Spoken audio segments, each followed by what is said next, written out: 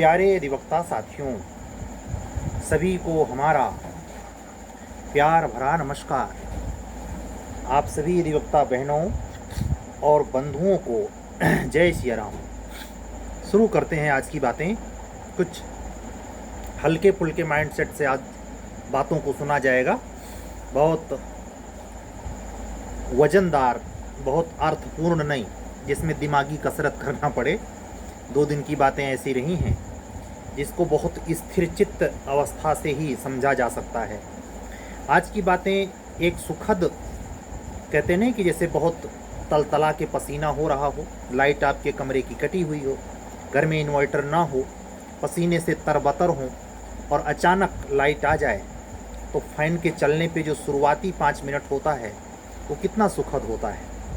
ऐसे ही जो गरीब किसान के बच्चे हैं, स्टडी कर रहे हैं, एडवोकेट सिस्टर या ब्रदर हैं, दूर दराज गाँव में रहते हैं, वो अगर गर्मियों में उनके पास कोई विशेष संसाधन नहीं है, कायदे से टीन सेट, छप्पर, ऐसा भी हो सकता है आज के समय में वो LLB किए हुए हों और तैयारी के सपने बुनते हों, उनकी छोटी सी दुनिया हो, शाम को बाहर निकल जाते हों, पशुओं के लिए चारा लाते हों, खेती गृहस्थी में समय गुजरता हो और शाम के वक्त जब वो, आधुनिक ज़माने में तो लाइट भी कह सकते हैं, और अगर लाइट नहीं है तो इमरजेंसी लाइट में, वहाँ गांव में भी ये सुविधा धीरे धीरे फैल रही है, उसके प्रकाश में जब वो सोचते हैं कि क्या हम नहीं बन सकते, हम न्यायाधीश नहीं बन सकते, हम जज नहीं बन सकते, हम APO नहीं बन सकते, तो तमाम तरीके की विसंगतपूर्ण परिस्थितियों के बाद मन में एक उल्लास आता है। और ऐसे इंटरव्यू वो नगरीय मार्केट में, जो नज़दीकी मार्केट होती है उसमें बुक स्टॉल होती है, वो गरीब बच्चा जा कर के वहाँ से पत्रिकाएं लाके, काफ़ी जतन से वो पत्रिकाएं ला पाता है। उस पत्रिकाओं को लाने के लिए 100 रुपये भी उसको सोचना पड़ता है। ऐसी परिस्थितियों में केवल देहाती या ग्रामीण पृष्ठभूमि के बच्चे ही नहीं, मध्य महानगर में, या मैं व्यक्तिगत तौर पे जानता हूँ पर्सनली, मुखर्जी नगर यानी जो टॉप सिटी है ये स्टडी के लिए, वहाँ भी बच्चे इकोनॉमी के चक्कर में, यानी वो चले तो गए हैं, किसी प्रकार 2 महीना सर्वाइव किया, 4 महीना सर्वाइव किया, फिर पैसे की इतनी जटिल समस्या हो गई कि परिवार से कितनी बार कहें। कोई रिश्तेदार अगर मदद भी कर रहा है तो उसका अपना परिवार होता है, उसका अपना भविष्य होता है। हर कोई यहाँ अंबानी बनने की आकांक्षा रखता है, रखना चाहिए। और ऐसे में अपने पराये का जो कॉन्सेप्ट है, जो परिवार की व्यवस्था हमारे संस्कृति में है, या जो भारतीय हैं, किसी भी धर्म के हों, उनमें जो परिवार का कॉन्सेप्ट है उसी को तो लेके अपना और पराया आदमी करता है। ऐसा थोड़े होगा कि बुआ जी का लड़का, मौसी का लड़का, अपना लड़का सब एक ही कांटे में, नहीं नहीं, बिल्कुल नहीं। यही तो एक प्रतिस्पर्धा है जो आप पारिवारिक पृष्ठभूमि में, गृहस्थी में, यानी बहुत बचपने से देखते हैं, और इसका पढ़ाई लिखाई के क्षेत्र में बड़ा ताना बाना है। मान लीजिए रिश्तेदारी में बुआ के लड़के का परफॉर्मेंस बड़ा अच्छा रहा है, वो किसी पद पर चले गए हैं, तो आप अगर उनसे कुछ जानना चाहें, उनके माध्यम से ये समझना सीखना चाहें कि हम कैसे बन सकते हैं, तो जनरली वो अगर विनम्र स्वभाव का होगा व्यक्ति तो बता देता है। लेकिन अधिकतर क्या देखने को मिलता है, जेलसी। वो खुद तो पहुंच गया है लेकिन आपको वो सुझाव देना पसंद नहीं करेगा, उसके बारे में गाइड करने से बचेगा। या ऐसा भी हो सकता है अगर धूर्त मस्तिष्क का होगा तो मिस गाइड कर देगा। हम आज बात कर रहे हैं हल्के फुल्के मूड में आपको ये चीज़ समझाने की कि परिस्थितियां जो जटिल आप फेस करते हैं उसमें 3 कैटेगरी है। एक तो है बहुत ही पुअर, दूसरी है मिडिल और तीसरी है रिच। रिच पे आज बात नहीं करेंगे, इनका सब सेट होता है, इसमें बहुत कहने सुनने की ज़रूरत नहीं। लेकिन मिडिल क्लास फैमिली या जो लोअर मिडिल क्लास फैमिली में बच्चे हैं, अधिवक्ता बंधु बहनें हैं, वो तमाम परिस्थितियों से बहुत दो चार होते हैं, और वो मूलतया जो सबसे रीढ़ है वो इकोनॉमिकल क्राइसिस, आर्थिक रूप से ज़रूरतें उनके परिवार की खुद की नहीं हो पाती। वो आपको 10 साल पहले, 5 साल पहले, 4 साल पहले मास्टर डिग्री या LLB की ग्रेजुएशन डिग्री करवा के आपसे अपेक्षा करते हैं कि आप कहीं सक्सेस पा जाएं, तो उनका भी जीवन सुखमय हो। असल में मैंने मेरी देखे जो मैं समझ पाया, मेरी देखे तो ये है, एक मिनट,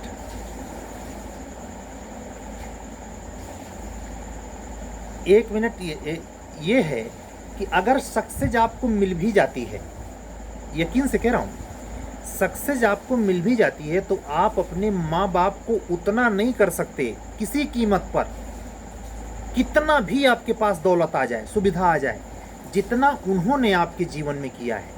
बाई दबे आपको 25 साल तक ही संभाला हो, 25 साल में आप जॉब में आ गए, बाई दबे आपको उन्होंने 30-35 साल तक संभाला हो, जितने समय तक, और मैं दोनों को संबोधित करते हुए कह रहा हूँ, एडवोकेट ब्रदर एंड सिस्टर, दोनों को साफ लफ्ज़ों में इस बात को गौर से सुनना, और इसके विपरीत अगर धारणा पाल रखी है तो इसको तिलांजलि दे देना, नहीं ये जहरबाद का काम करेगा, स्वीट पॉइजन, आपके प्रगति में ये पित्त दोष बनकर आएगा।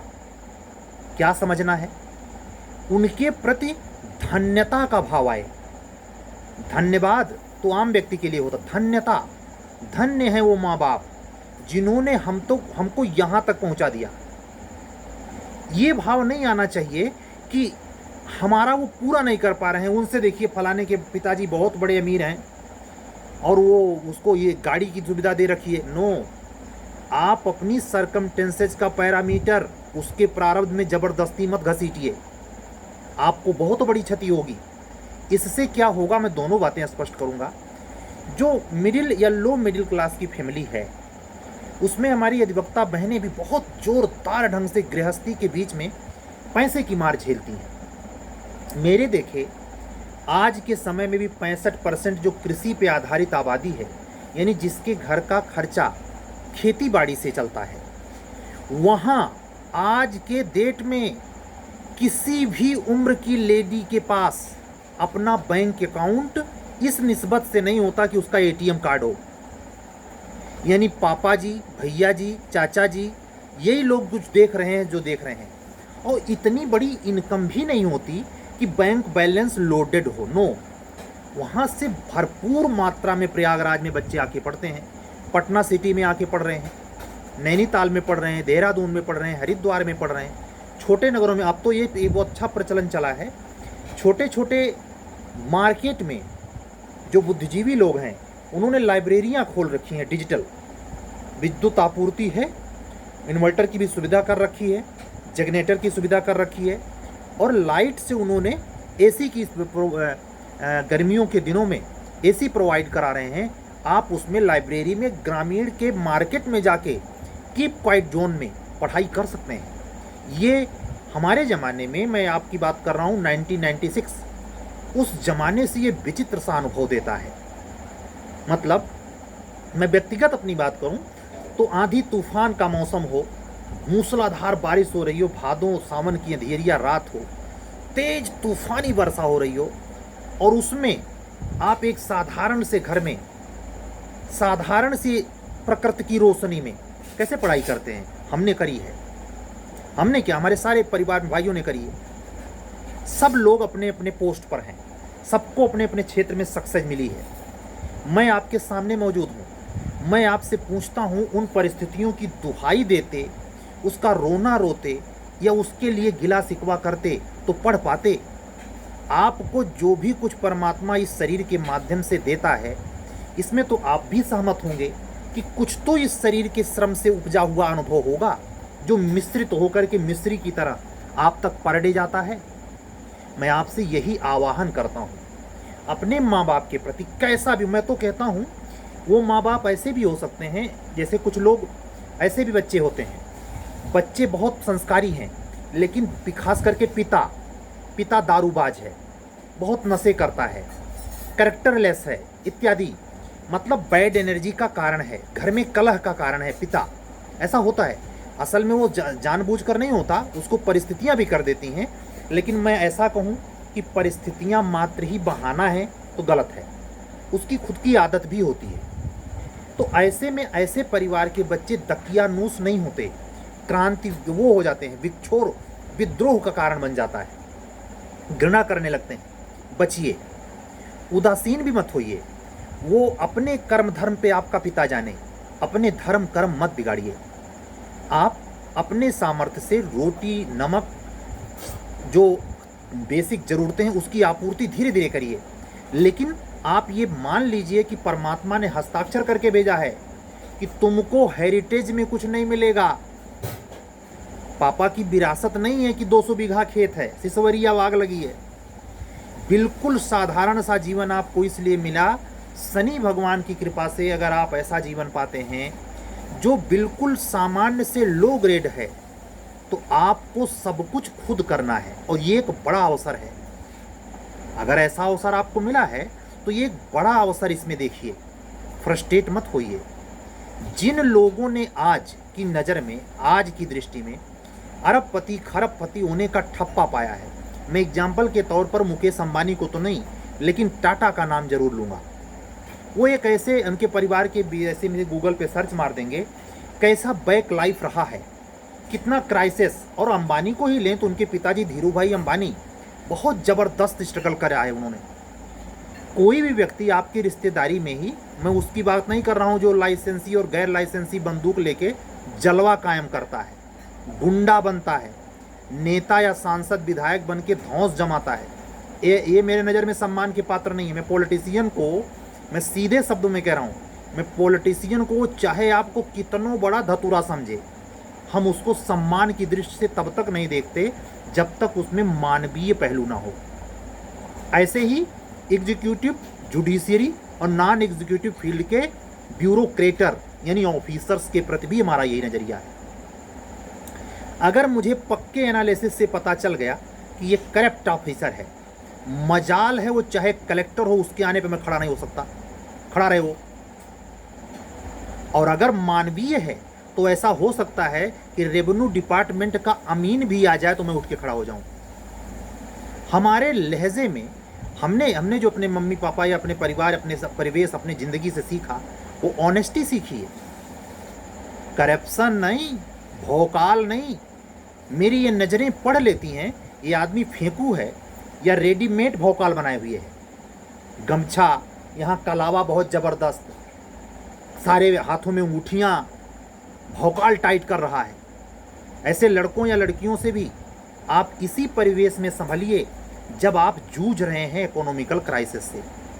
अगर आप ये ज़िंदगी चाहे 2 घंटा, 4 घंटा, 6 घंटा पर डे डेली बेसिस पे, चाहे जैसे वातावरण में, एक छोटा सा कमरा आपको हो, कमरे की सुविधा नहीं है तो किसी प्रकार ऐसा टाइम चुराइए 4 घंटे का। अगर आप कंसिस्टेंसी उसमें बूंद बूंद डालते रहे तो आपकी फैमिली या आपकी लाइफ चाहे कितना भी मिडिल या मिडिल लो हो, एक दिन चमक कर ऊपर आ जाएगी।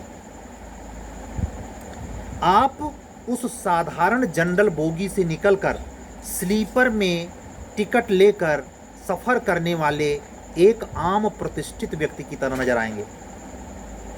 ये कैसे संभव होगा? अगर आप उस परिस्थिति जन्य स्थिति में, सरकमटेंसेज सिचुएशन से लवरेज फुलफिल कंडीशन में, अगर आपने मृग मरीचिका नहीं पकड़ी, फेंकुओं का संग नहीं किया, और यहाँ चांस होता है। आप जरा सोचिए, जो आदमी बौद्धिक होता है, मैंने ग्राम पंचायती के इलेक्शन में एक बड़ा बेहतरीन अनुभव आपको दूंगा।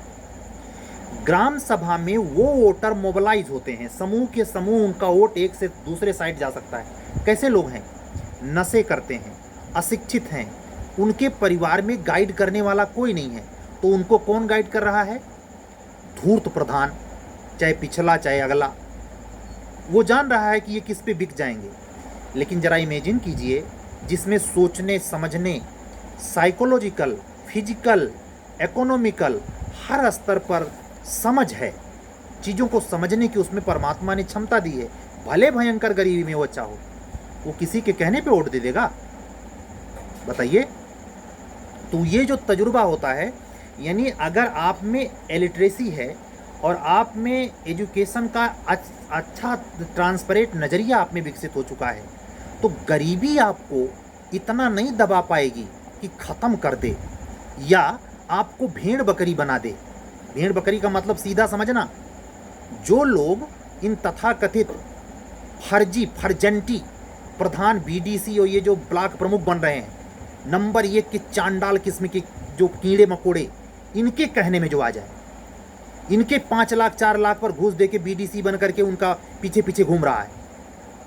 या आपकी मानवता गरीबी में इस स्तर पे भी 2 लोगों को हमने देखा, अपनी ज़िंदगी में अनुभव किया कि एक कैटेगरी वो है जो मजदूरी कर लेती है लेकिन कोटेदार के यहाँ कोटे पर चीनी लेने नहीं जाती।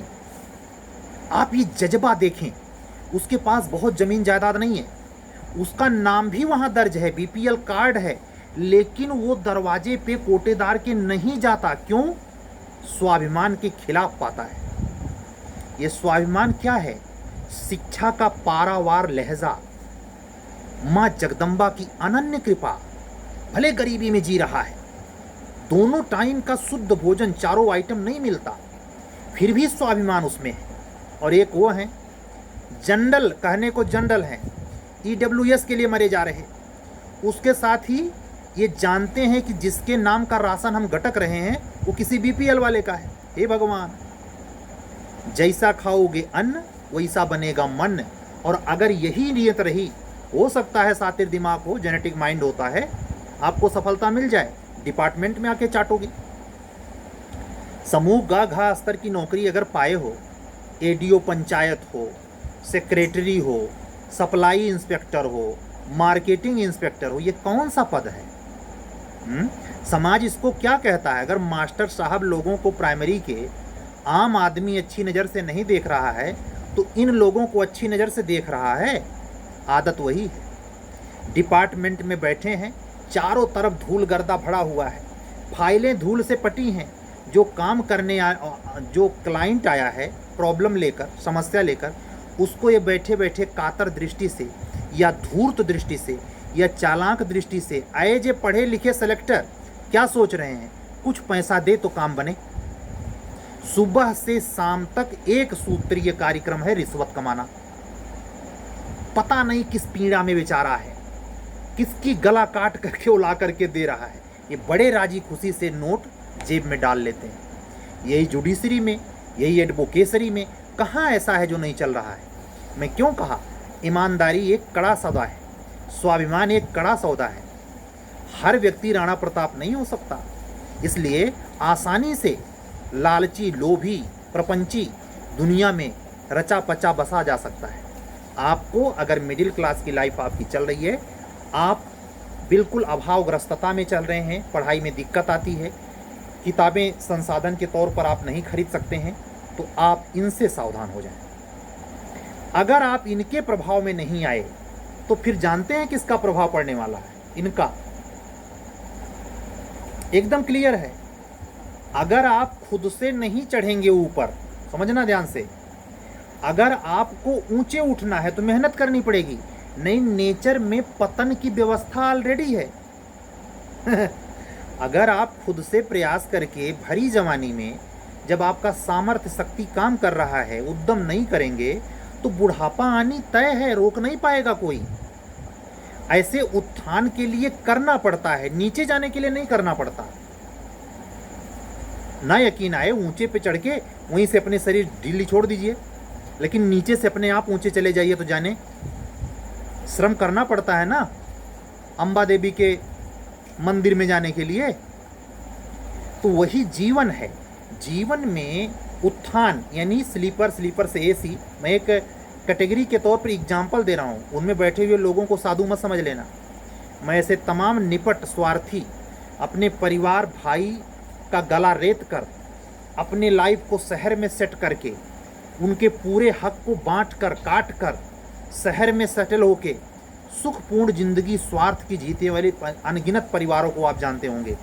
शायद ही भारत का कोई ऐसा गांव होगा जिसमें सारे भाई में से कोई एक ऐसा बंदा ना मिले जो इस तरीके का आचरण करके और बाहर निकल गया हो।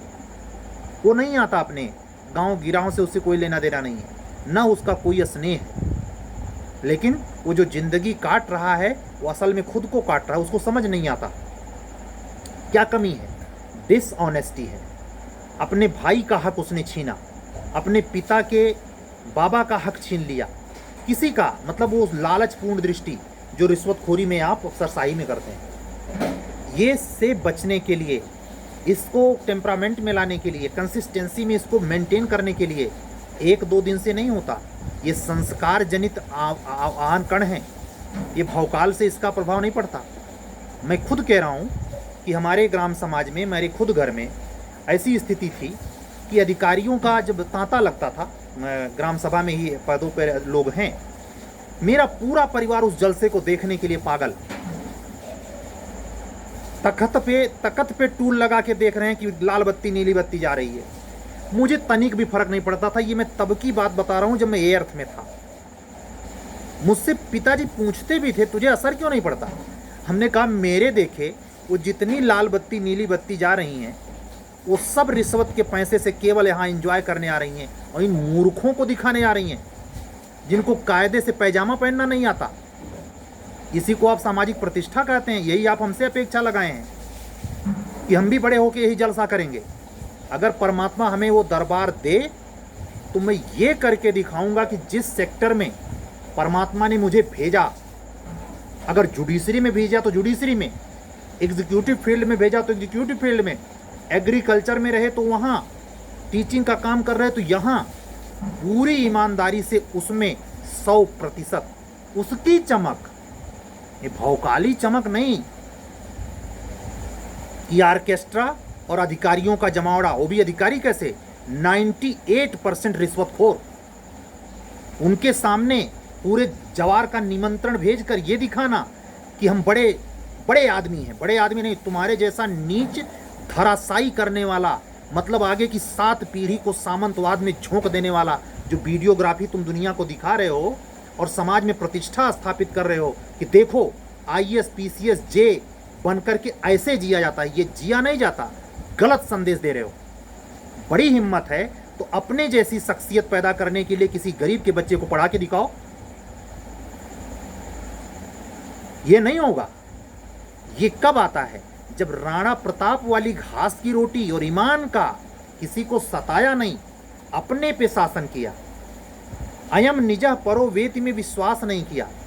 अयम निजः परो वेति गणना लघुचेत साम उदार चरिता नाम तू वसुधैव कुटुंबकम। इस फिलॉसफी पे काम किया। पब्लिक को इंसान समझा, जोतने की वो नहीं, मशीन नहीं। ये सामंतवादी ठाट होता है ना कि हम, हमारे घर में प्रधानी, बुलेट खड़ा है, गाड़ी खड़ी है। कुछ तो महामूर्खाधिराज हैं जो 54 करोड़ की गाड़ी के आगे खुद खड़े होकर चश्मा लगा के फोटो खिंचाते हैं। सड़ते हुए लोग जिनका व्यक्तित्व तो समाप्त है। ऐसा व्यक्ति जानते हैं, इसका बुलेट प्रमाण है कि जो व्यक्ति गाड़ी को इंपॉर्टेंस दे रहा है, गाड़ी खरीदने पर कंग्रेचुलेशन बोलता है, उसमें स्व विवेक नहीं है, उसका स्व अस्तित्व नहीं है, उसमें इतनी ताकत नहीं है उसके व्यक्तित्व में। उसको पाटने के लिए वो तरह तरह के जतन करता है। बड़े घर बनाएगा, अधिकारियों की भीड़ बुढ़ा लेगा, तरह तरह की चीजें करेगा। लेकिन जो व्यक्तित्ववान होगा उस पर यह युक्ति लगती है। सुनना ध्यान से। कहा जाता है, ऋषियों की बातें हैं कि संत अकेला चलत है। क्या सुना? संत अकेला चलत है, साधु चले जमा। साधु का मतलब बहरूपिया, टीकाधारी, पीचन सितंबर भी जोर जोर से जब देखा कि भंडारा में पूड़ी घट रही है, सीताराम सीताराम जोर जोर से। इनको साधु नहीं कहते, इनके आशीर्वाद के फेरे मत पड़ना। संत वो जो कबीर दास का जीवन जी रहा है, जिसके छू देने से पानी ससुरा घी बन जाए। योगनिष्ठ जो भंडारे करे, भंडारे खाए नहीं। समझे? तो संत अकेला चलत है, यानी जिसके अंदर व्यक्तित्व होगा, ये तुच्छ वस्तुओं से अपनी प्रतिष्ठा कायम करेगा। 4 लोग उस पर वाहवाही करें, हाँ बहुत बड़ी, कितने गाड़ी आई है, जरत तेरी सीखते इसी गाड़ी के। गाड़ी और मोबाइल सेट आज के डिजिटल जमाने में, मतलब क्या मूर्खता है। सामान को ऐसे देखते हैं जैसे जिंदगी में कभी कोई चीज़ देखी नहीं हो। वो अक्सर मैंने अनुभव में पाया है कि ये वो लोग होते हैं जिनको व्यक्तित्व का नहीं पता। जीवन में कभी महापुरुष क्या होते हैं, उनका फेम क्या होता है, उनको वो जाने ही नहीं। उन्होंने सीखा क्या? खाना और सुख भोगना। ये कह सकते हैं चारवाक दर्शन का भोग जुझोते हैं। ऐसे लोग इससे बहुत प्रभावित होते हैं। तो आप जब परिस्थितियों में हो, तो ये बातें मैंने इतनी देर इसलिए करी, अगर आप इससे प्रभावित हो रहे हैं तो खतरा है। और यही सब खर्चे की जड़ होती हैं। आपका जो पैसा, मैं ये नहीं कह रहा कि आपको अगर भगवान उस लायक सामर्थ्य दे तो आप 4 चक्का गाड़ी ना खरीदें, आप घर ना बनवाएं, आप सही ढंग से रहना ना सीखें, आप हमेशा वैसे ही रहें जैसे आज है। नहीं, हमारे कहने का मतलब आसक्तिपूर्ण, मतलब आप में उसकी वजह से डिप्रेशन आ जाए, कदापि नहीं। ओज तेज अपना बनाइए। ओज तेज कैसे बनेगा? प्रचंड ऑनेस्टी से। और गजब का आत्मविश्वास कैसे आता है? गहरी आध्यात्मिक शिक्षा रूपी शिक्षा से, केवल शिक्षा से नहीं, प्रोफेसर लक्ष्मण यादव की तरह। ज्योतिबा फुले खाली उन्हीं की थोड़े हैं, हम लोग भी पढ़े हैं ज्योतिबा फुले को। कितने सफाई से ओबीसी और एससी कैटेगरी के महापुरुषों की लिस्ट बना लेते हैं वो, और जनरल में जितने लोगों ने अच्छा काम किया उसको बंदा बड़े कायदे से काट देता है। इतना हम नहीं समझ पाएंगे? क्यों इतना विरोध है?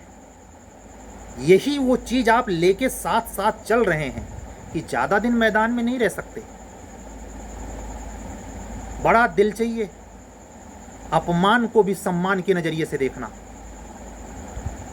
यही वो दौर है जब आपको कोई भी ठोकर मार सकता है, आपकी कोई औकातें नहीं, मतलब 5 रुपए की चाय के लिए भी सोचना है। उस समय इन लोगों से प्रभावित नहीं होना।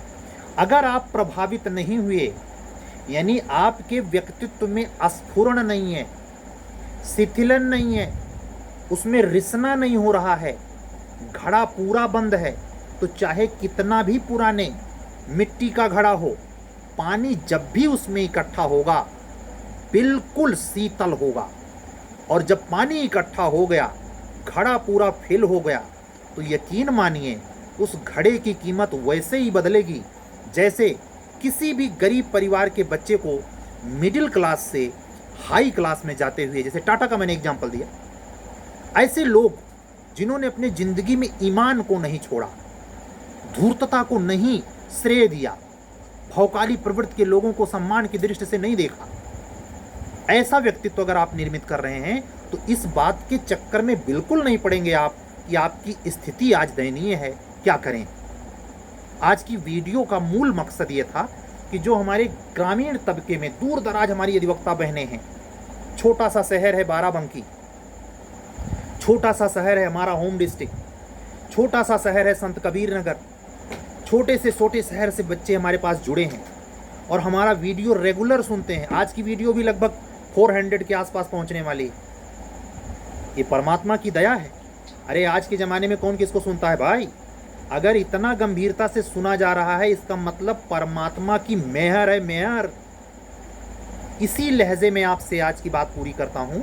अधीर ना हो, बस 2 काम करें, करने से चूके नहीं, बेईमानी करें नहीं, और फेंकुओं से, बहरूपियों से, भौकाली अधिकारी और नेताओं से, बेईमान अधिकारी और नेताओं से 36 का आंकड़ा रखें। बाहरी रूप से नहीं, लठ चलाने को नहीं बोल रहा, गाली गलौज देने को नहीं बोल रहा, अपमानित करने को नहीं बोल रहा, कभी काम पड़ जाए तो उनको क्रूर दृष्टि से देखने को नहीं बोल रहा। बस सिर्फ उनकी चालाकियां समझें, उनके जैसा ना हो। उनको सम्मान की दृष्टि से मत देखें, उनको सम्मान देने की जरूरत नहीं, हो सम्मान के पात्र नहीं। और ये भी दम रखें कि अगर आपका समाज, आपका खास परिवार अगर बाकी ऐसे बेईमान की इज्जत करता है, डरता है, डरे, लेकिन आप न डरें। ये चीज पैदा कीजिए। अगर अपने भारत भूमि पर भारत माता के लिए अपने को एक बेशकीमती कमल पुष्प की तरह कमलवत आचरण, दिव्य आचरण के साथ अगर सेवा देनी है, जहां परमात्मा आपको लगा दे, निजी सार्वजनिक कंपनी में लगा दे, आपको सक्सेस दिला दे, जुडिशियल ऑफिसर बना दे, प्रोसिक्यूशन ऑफिसर बना दे, एडिशनल डिस्ट्रिक्ट जज बना दे, जहां भी आपकी ड्यूटी लग जाए, स्टोनो बना दे, आपका ईमान डिगना नहीं चाहिए। और जीना सिर्फ अपने लिए नहीं, पर के लिए। अपने का कॉन्सेप्ट क्लियर समझना, आपके और आपके द्वारा पैदा किए हुए बच्चे सब अपने ही हैं। वहाँ यह सिद्धांत मत घुसेड़ देना ज़बरदस्ती का कि हम अपने बच्चे पाल रहे हैं, इतना तो पराया करें ना, कतई नहीं। ये तो चिड़िया जानवर भी कर रहा है। उसमें श्रेय लेने के चक्कर में नहीं कि गाड़ी खरीद लाए और माँ बाप को बैठा के फोटो लगा रहे स्टेटस पर, बहुत बड़ा काम किया। कोई बड़ा काम नहीं किया। काम तब माना जाएगा जब आपने परहित के लिए किया। इसीलिए हमारे जिले से आलोचना सम्राट, मेरे लिए श्रद्धेय आचार्य रामचंद्र शुक्ल जी महाराज का एक कथन, वो हालांकि कथन है बाबा तुलसीदास का, लेकिन उनको उद्धृत करके कह रहा हूं। उन्होंने अपने लेख में लिखा है, पर पीड़ा नहीं कछु अधमाई, पर हित धर्म सरस नहीं भाई। आज की बात पूरी, आधे घंटे पूरे। सभी अधिवक्ता साथियों को जो उत्तर प्रदेश अभियोजन अधिकारी की तैयारी कर रहे हैं, एक सुखद बात, जो इतना सुनेगा वो इतना सुनेगा। बड़ी कसमकस है अभियोजन निदेशालय के स्तर पर कि क्या वाकई में केवल नई ला लगा दें तो राय का जो बहुमत है, ये बड़ी खुफिया सूचना है, राय का बहुमत दोनों लागू करने के लिए है। यानी बहुत जल्द आपको ये देखने को मिल सकता है कि नई तो लगेगी लेकिन पुराने के साथ लगेगी। इसकी संभावना 10 में से 8 है अभी भी। इस पर गवर्नमेंट इस वैकेंसी के साथ ऐसा कर सकती है कि पुराना भी रखे, बिल्कुल पुराना नहीं हटाने वाली। ये जे में भी और एपीओ में भी, ये आज के इन्फॉर्मेशन से है। ये लास्ट में इसलिए बोला कि इसको सुनने के चक्कर में पूरा वीडियो आदमी देखेगा। हालांकि मेरा उद्देश्य पेशेवर नहीं है कि आप देखें। हमारी कुछ अधिवक्ता बहनें हैं जो हमसे बहुत दिली जुड़ाव रखती हैं। वो कहती हैं, सर आपके चैनल पे जो विज्ञापन आता है हम उसको वैसे देखते रहते हैं, हम उसको स्किप नहीं करते। हम कहे ऐसा क्यों? उन्होंने हमको बताया कि शायद इससे कुछ पैसा मिलता। हम कहे भाई वैसा होता होगा, और हम तो ये भी नहीं जानते कि इसमें क्या आ रहा है क्या नहीं आ रहा है। अगर ऐसा आप मानती हैं और ऐसा सत्य है तो हम आपको उसके लिए धन्यवाद देते हैं। बस इतना सा मतलब है हमारा आपसे जुड़ाव इस कंपटीशन के तीनों प्रक्रम में, एपीओ, जूनियर डिवीज़न और एचजीएस, किसी भी स्टेट के लिए। जैसे 21 अगस्त को पेपर है राजस्थान वाला मेंस, इसीलिए मैंने झारखंड की जो टेस्ट सीरीज चला रखी थी, कल के डेट में पेपर होना था, लेकिन मैंने 25 अगस्त क्या 28 अगस्त तक रोक दिया है। इस बीच में जितने पेपर, 3 पेपर होने थे, वो तीनों के तीनों पेपर बाद में होंगे, यानी 6 सितंबर के बाद। उन बच्चों को ध्यान में रखते हुए, उसमें काफ़ी बच्चे ऐसे थे जो जा रहे हैं मेंस लिखने, इसलिए मैंने रोक दिया। ये सूचना भी इसी लगे हाथ मिल जाए। तो आप लोग अधीर ना हो, पुराना पढ़ना बिल्कुल पानी में नहीं पड़ने वाला। हमारे तमाम ऐसे अधिवक्ता बंधु बहन हैं जिन्होंने राजस्थान अप्लाई नहीं किया है, उनके लिए भी सुखद खबर है। जो हमारी सीरीज से जुड़े थे प्री मेंस, आपको बेटा एकदम नुकसान नहीं होने वाला। सरकार इस पर बहुत गंभीरतापूर्वक, और मेरी आत्मा आज की डेट में तो यही कह रही है, जैसा कि मुझे सूचना मिली, जो बहुमत की सिफारिश अभियोजन निदेशालय गवर्नमेंट को करने जा रही है, उसमें इस बार के सिलेबस में दोनों ला रखने का प्रोविजन है, जैसे एचजीएस में। तो ये बड़ा अच्छा होगा, इससे बड़ी मदद मिल जाएगी आपको। ठीक है, आज की बात पूरी हो गई। कल हम फिर मिलेंगे नई बातों के साथ। निराश कोई नहीं होगा, दमदारी से पढ़िए, अपने से बड़े के प्रति, छोटे के प्रति संवेदना से भरिए, श्रद्धा से भरिए। जो जिसने किया, जितनी सामर्थ्य थी उसने बहुत किया, अपने बल पर उस पर भरोसा करिए। और एक उक्ति कह के आज की वाणी पूरी करूंगा, देख पराई चूपड़ी मत ललचाए जीव, रूखा सूखा खाई के ठंडा पानी पियो। चलते हैं, कल फिर मिलेंगे। सभी अधिवक्ता बहनों और बंधुओं को जय सिया राम बोलते हुए कल मिलने के पक्के वादे के साथ शुभ रात्रि। सत्यमेव जयते।